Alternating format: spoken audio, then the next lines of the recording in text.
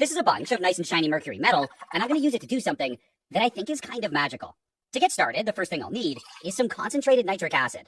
Then into this, I'll add a small amount of the mercury metal.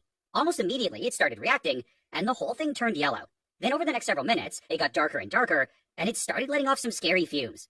As the reaction continued, the fumes slowly got even scarier, and all of the acid started boiling. What was happening here was a reaction between the mercury metal and the nitric acid. All of the mercury was being turned into mercury nitrate, which would dissolve into the acid.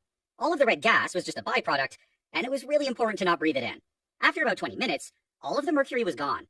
The reaction still wasn't quite done, though. So what I had to do next was turn on my hot plate and bring it to a boil. It ended up taking a lot longer than expected, but after almost an hour, it was completely colorless. What I had now was a concentrated solution of mercury nitrate, and I diluted it with a bunch of cold water. Now I can add the final ingredient, which is a solution of potassium iodide. This almost instantly reacted, and it was turning the mercury nitrate into mercury iodide, which wasn't soluble in water. When I was done adding it, I stirred it around,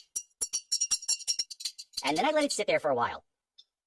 The really dense mercury iodide quickly sank to the bottom, and the next thing I had to do was filter it off. So I poured it all into a coffee filter, and I washed everything a few times with some extra water. I let it sit here for about a day to dry, and then I spread it out on some paper towel.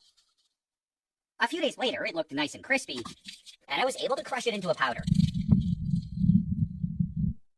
Now, I finally had some dry mercury iodide, and it's time for the magical part.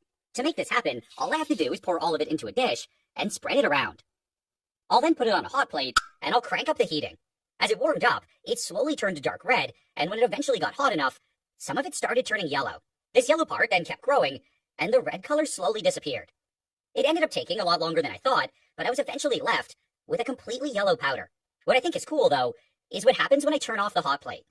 Some of the red color starts coming back, and this is happening because the powder's cooling down. This color-changing effect based on temperature is called thermochromism, and I really think it almost looks like magic.